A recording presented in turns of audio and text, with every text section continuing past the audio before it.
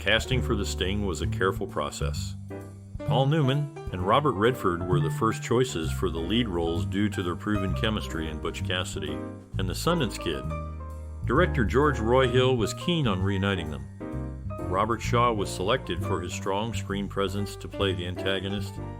The supporting cast was filled with experienced actors like Charles Durning and Ray Walston, who could bring authenticity to the 1930s setting. Auditions and screen tests were less common for the main stars, as their previous work had already shown their fit for the roles. However, for other parts, actors went through readings and tests to ensure they could match the film's tone and style. The final cast was a blend of star power and solid acting talent, ensuring the story was told convincingly.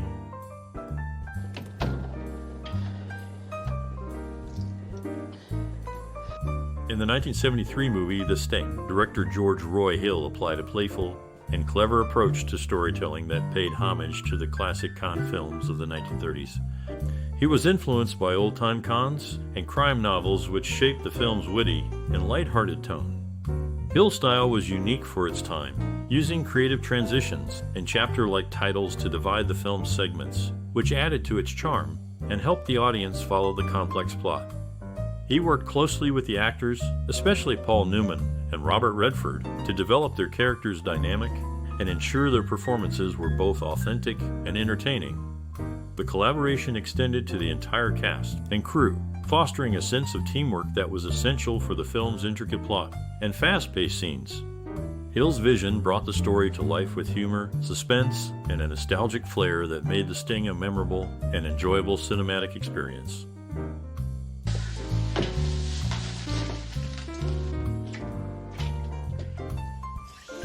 The Sting is a movie from 1973 that tells the story of two con men in the 1930s who pull off a big scam against the crime boss. It's a clever and exciting film that has won many awards. As you watch, you'll find moments that make you laugh, surprises that shock you, and parts that might just make you feel a bit sad. Now, I have a couple of questions for you. First, do you have a memory that you hold dear about this movie? Maybe it's the first time you watched it or who you were with. Second, is there a scene that really sticks with you, one that you still think about after all this time? We're curious to hear about your experiences with The Sting. Your stories and memories are important to us, so please share them in the comments below. We can't wait to read about what this movie means to you.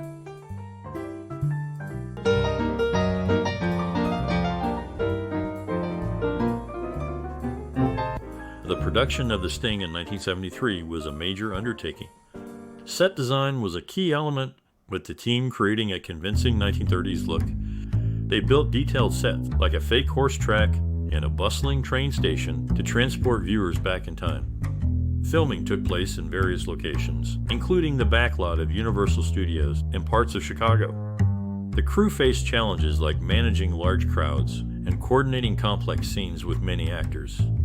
One innovative technique used was the old-timey transition known as the iris out effect, where the screen closes to a circle around the subject. They also employed a mechanical device to simulate a moving train for close-up shots. These methods, along with careful attention to period detail, helped make The Sting a memorable film that still delights audiences today.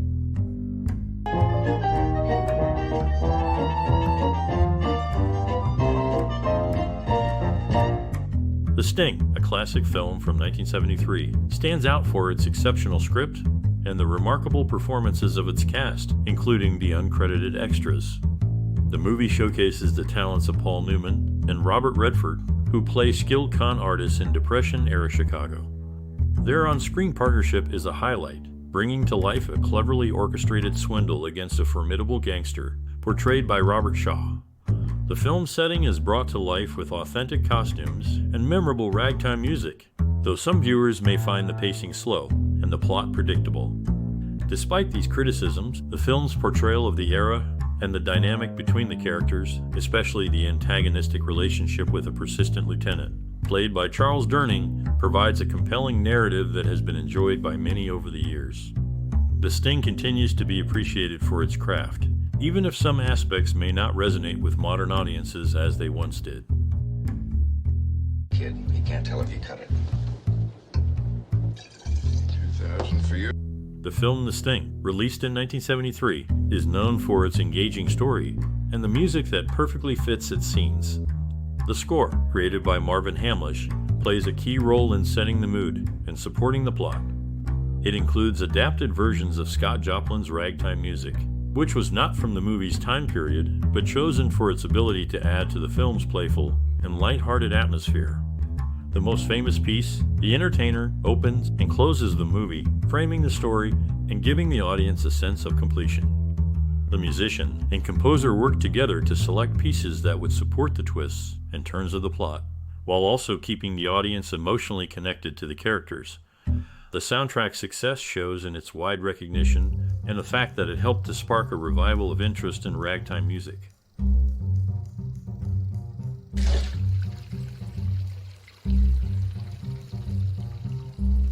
In a notable achievement for Universal Studios, this film marked their first Best Picture Oscar win in over 4 decades, a distinction last held by the 1930 war drama All Quiet on the Western Front. Actor Charles Durning had the honor of appearing in 3 Oscar-nominated films, with this particular one being the only to secure the win. Off-screen, the film's production saw a humorous exchange between Paul Newman and director George Roy Hill. What began as a simple request for drinks escalated into a series of pranks, culminating in Newman sawing Hill's desk in half over an 8 dispute, an act that led to an $800 bill from the studio for damages, which Newman amusingly refused to pay. These behind-the-scenes antics added a layer of camaraderie to the film's creation. I don't know. That mug that hit you is mad enough at me. The Sting, a film from 1973, is known for its clever story and the way it was shown on screen. The movie has several key scenes that stand out for their storytelling and visual style. One such scene is the poker game on the train, where the camera work, acting, and direction all come together to create a tense and exciting moment. The actors, including Paul Newman and Robert Redford, deliver strong performances that make the audience feel the high stakes of the con game. The director, George Roy Hill, uses close-ups and quick cuts to build suspense and keep viewers engaged. Another memorable scene is the wire con setup, where the intricate plot of the movie unfolds. The set design and lighting in this scene are carefully crafted to give a sense of the 1930s era, adding to the authenticity of the story. The filmmakers, including the cinematographer Robert Surtees, use shadows and light to focus attention and add drama to the scene. These scenes are effective because they combine good storytelling with visual elements that draw in the audience, making them feel part of the action. The filmmakers and actors' skills make these moments not just entertaining, but also a key part of the movie's success. The Sting remains a favorite for many because of these powerful scenes that are both fun to watch and important to the story.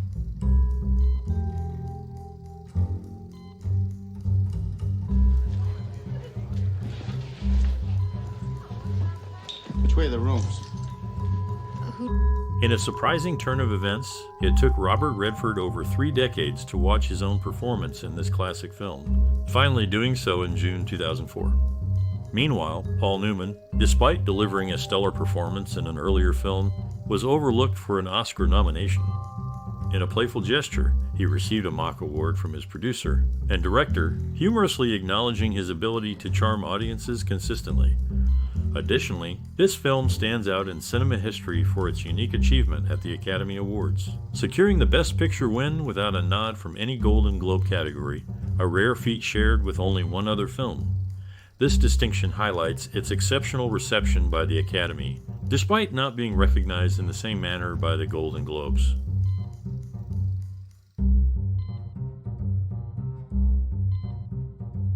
In one goddamn night?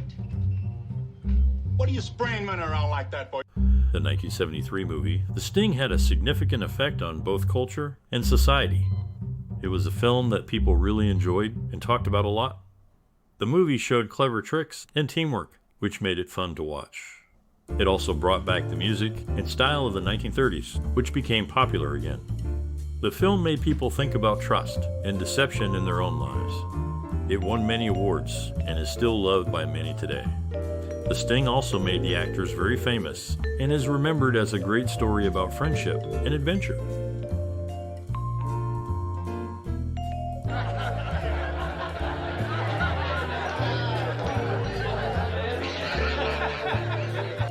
In the world of classic cinema, unexpected turns often occur behind the scenes, just as they do on screen.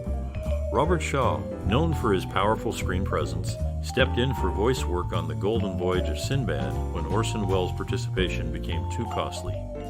Shaw completed the task efficiently, showcasing his dedication to the craft. Paul Newman, a star who shone both on and off the screen, inadvertently inspired a tradition among Princeton University students. They celebrate Newman's Day by attempting a beer for each hour of April 24th, a nod to a quote attributed to him. Despite the actor's wish to end this practice, it persists, reflecting his lasting influence on fans. The visual style of the opening credits and chapter introductions in this classic film pays homage to the Saturday Evening Post. This choice connects the film to an era when the magazine was at the height of its popularity, evoking a sense of nostalgia and timelessness. The artwork serves as a bridge between the film's contemporary audience and the bygone days of the 1930s. Some slots down in West Bend for a mob here. I got a little behind in the payoffs, so I figure I've been holding out on. The 1973 movie The Sting was well received by critics and audiences alike. It was praised for its clever plot, charming performances, and the unique chemistry between the lead actors. The film won 7 Academy Awards, including Best Picture, Best Director for George Roy Hill, and Best Original Screenplay. It also received nominations for Best Actor for Robert Redford and Best Art Direction. The success of the film boosted the careers of those involved, affirming their talent and opening doors to new opportunities. The awards highlighted the skillful storytelling and acting that made the film a favorite among moviegoers. The Sting remains a beloved classic, known for its entertaining and smart narrative.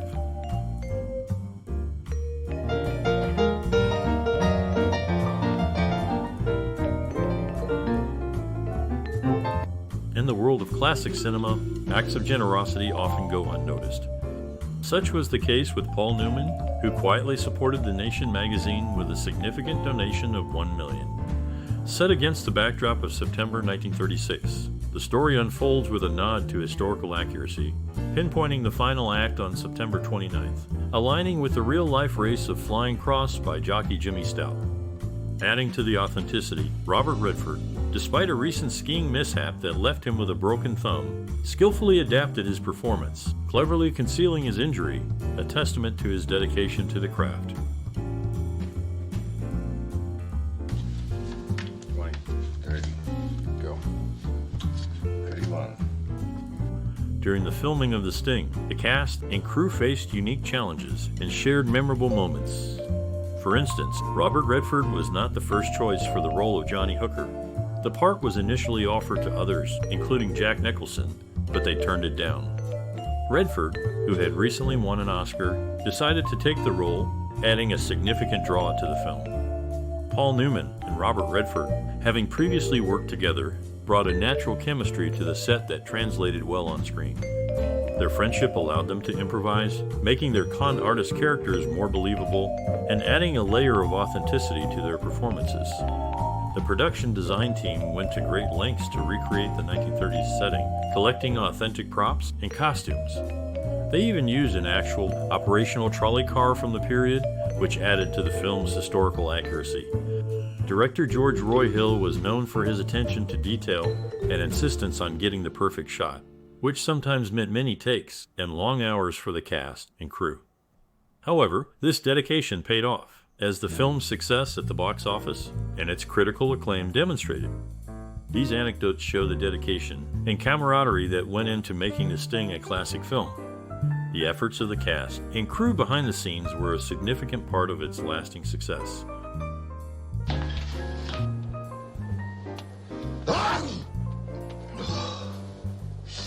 In a clever twist of casting, Kathleen Freeman, known for her memorable roles, appears as the wife in a family photo in a pivotal scene. The film's music played a key role in reviving the popularity of Scott Joplin's ragtime tunes, despite being composed well before the era depicted. Additionally, the character of Doyle Lonnegan could have had a different portrayal, as Laurence Olivier was once in consideration for the part.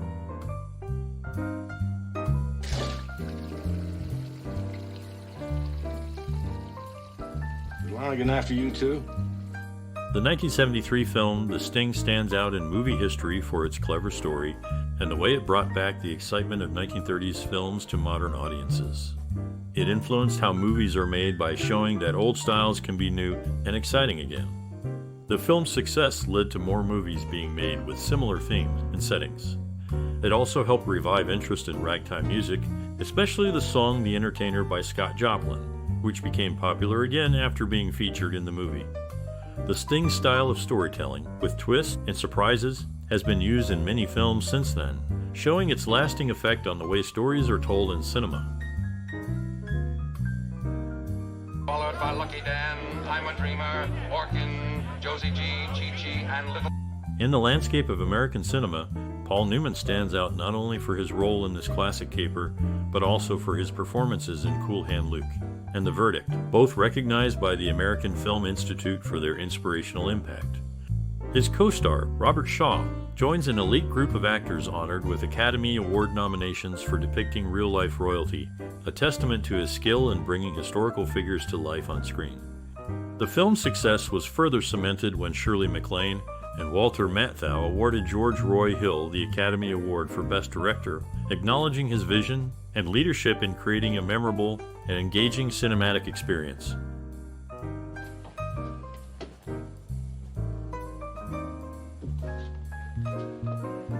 Before he became known for his role in a well-known con artist film, Robert Shaw had already shown his acting skills on stage, notably in a 1961 production of The Caretaker by Harold Pinter. He and his co-stars Alan Bates and Donald Pleasence brought their characters to life again in the movie adaptation 2 years later. In the film, the character Johnny Hooker, who is central to the plot, was initially written to be a young man of 19 years. The writer behind the story, David S. Ward, found inspiration in the blues music of the 1930s and 40s, which influenced the script's creation. The music of that era helped to shape the film's setting, reflecting the mood in times of the Great Depression. Excuse me, Mr. Lonnegan.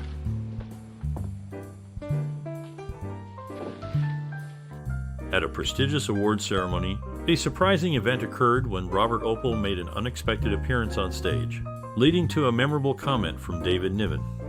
This moment sparked the creation of Ray Stevens' hit song The Streak. Sadly, Opel's life ended tragically in his art gallery years later. Eileen Brennan, known for her acting skills, shared the screen with Sybil Shepherd in 4 different movies, showcasing her talent across various roles. Additionally, several actors from this film were also recognized for their versatility in the television series Bewitched, taking on numerous characters that added depth to the show's advertising world. Jack Collins, in particular, stood out with his ability to adapt to 7 distinct parts.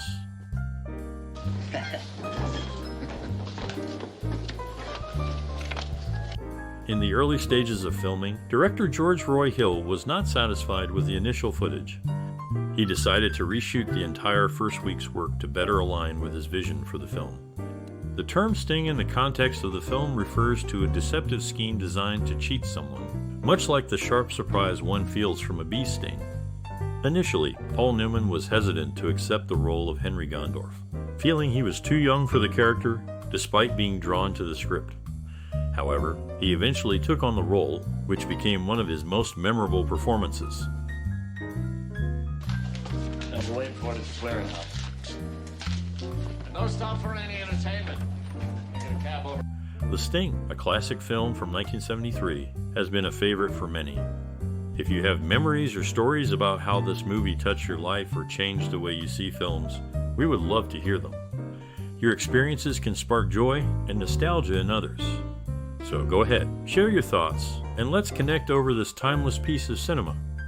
Remember to hit like, share this conversation, and subscribe for more discussions on the movies that have shaped our lives. Let's keep the love for the Sting alive for generations to come. Share your story today. Fix me that freezing nines. I'll cut it in on Clayton's deal. What do you want Clayton to get?